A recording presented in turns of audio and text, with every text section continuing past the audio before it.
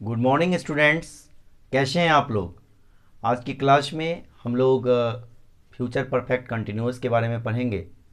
और ये कॉमनली ज़्यादा इसका यूज़ नहीं होता है, और स्पोकन अंग्रेजी में भी इस तरह का इंसिडेंट या इस तरह की नौबत नहीं आती है कि हम इस टेंस में किसी सेंटेंस का प्रयोग करें। इसके साथ साथ जैसा कि अभी लॉकडाउन चल रहा है और आप देख रहे हैं आज टेंस का समापन भी है, क्योंकि फ्यूचर परफेक्ट कंटिन्यूअस में कुछ ही रूल्स हैं।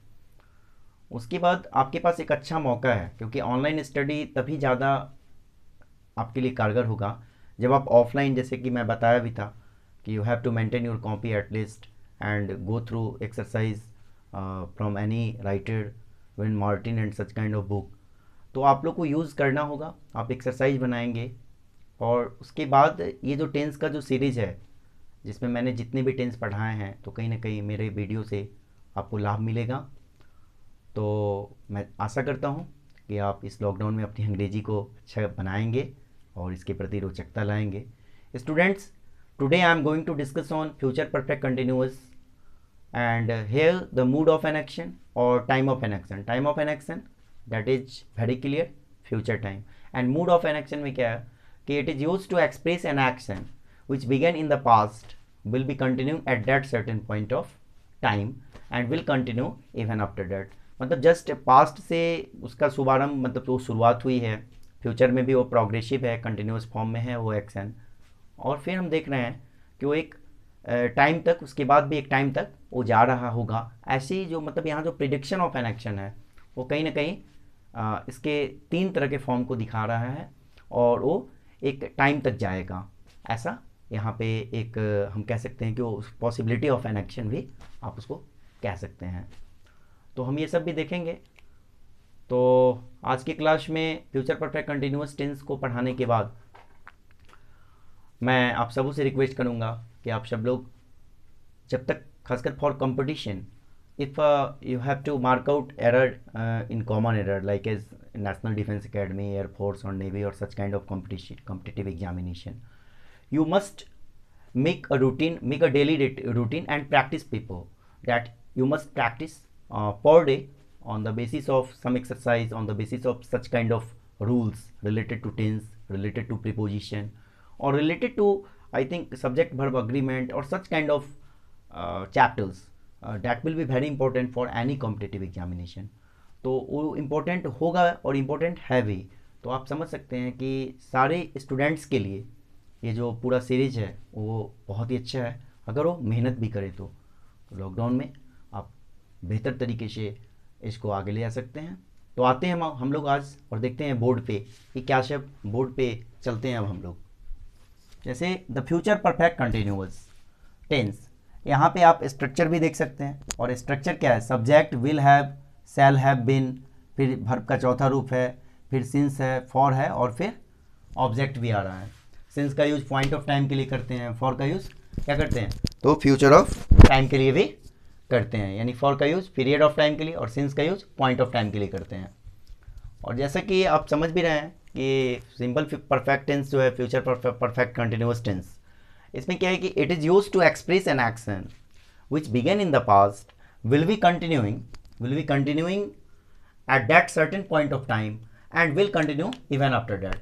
जैसे आप यहाँ भी देख सकते हैं क्या है, the future perfect continuous tense is use for actions which will continue in progress over a period of time that will end in the future. मतलब कहीं ना कहीं वो कंटिन्यूअस फॉर्म में भी है, पास्ट से वो थोड़ा शुरू हुआ है और फिर वो फ्यूचर में आगे भी जारी रहेगा, और एक लंबे समय तक के लिए जारी रहेगा, या एक जो पार्टिकुलर टाइम है उसके बाद भी वो जारी रहेगा। तो कहीं कहीं पे आप यहाँ पे टाइमिंग से भी आप देख सकते हैं। जैसे एक दो आप एग्जाम्पल भी देखिए, by next March we shall have been living here for 4 years। देख रहे हैं यहाँ पे क्या है ना कि time of an action future है, लेकिन मूड ऑफ एन एक्शन क्या है?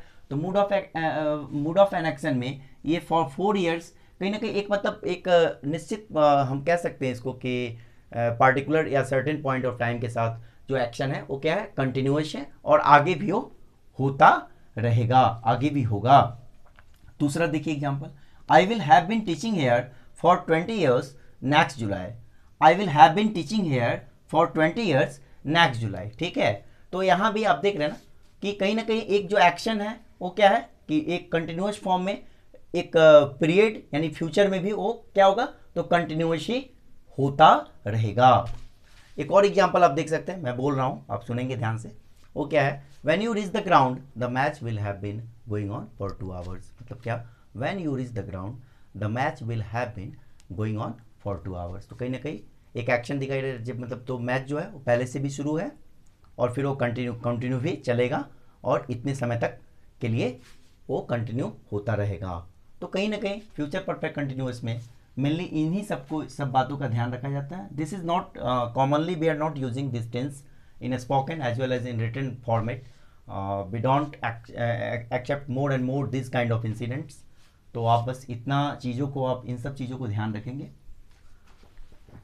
तो आज की क्लास में जैसा कि आपने देखा फ्यूचर परफेक्ट कंटिन्यूअस के बारे में, तो फ्यूचर परफेक्ट कंटिन्यूअस में क्या देखा आपने कि जिस तरह से जो एक्शन है यहाँ पे, तो इसका जो मोड ऑफ एन एक्शन है और जो टाइम ऑफ एन एक्शन है, तो एक्शन का जो मतलब इंसिडेंट से रिलेटेड जो एक्शन है वो फ्यूचर में भी कंटिन्यूअस एक प्रोग्रेस होता है और ओवर पीरियड यानी टाइम के ओवर होने के बावजूद इवन आफ्टर डैट भी वो चलता रहता है। तो began in the past will be continuing at that certain point of time and will continue even after that। तो ये चीज़ आप समझ सकते हैं। तो आप सभी को बस एक ही संदेश है कि आप जितना प्रैक्टिस करेंगे, practice makes a man perfect. तो आप धीरे धीरे बहुत बेहतर आप सेंटेंस भी नरेट करना सीख जाएंगे। और जब आप कोई भी एक्सरसाइज आप किसी भी ग्रामर से आप टेंस से रिलेटेड बनाएंगे और इसके बाद इतने सारे जो वीडियोस मैंने जो टेंस पे दिया, तो ये लाभप्रद निश्चित ही आपके लिए होगा। तो आप मेहनत करें और लॉकडाउन में अपनी अंग्रेजी अच्छी बनाएं। हम लोग नेक्स्ट क्लास से कुछ और स्पेशल चैप्टर्स लेके आएंगे जो कॉम्पिटिटिव के एग्जामिनेशन के लिहाज से भी बेहतर होगा और सारे स्टूडेंट्स के लिए भी बहुत ज़्यादा इम्पोर्टेंट होगा। तब तक के लिए घर पे रहिए, सुरक्षित रहिए, सदा मुस्कुराते रहिए। वंदे मातरम, भारत माता की जय।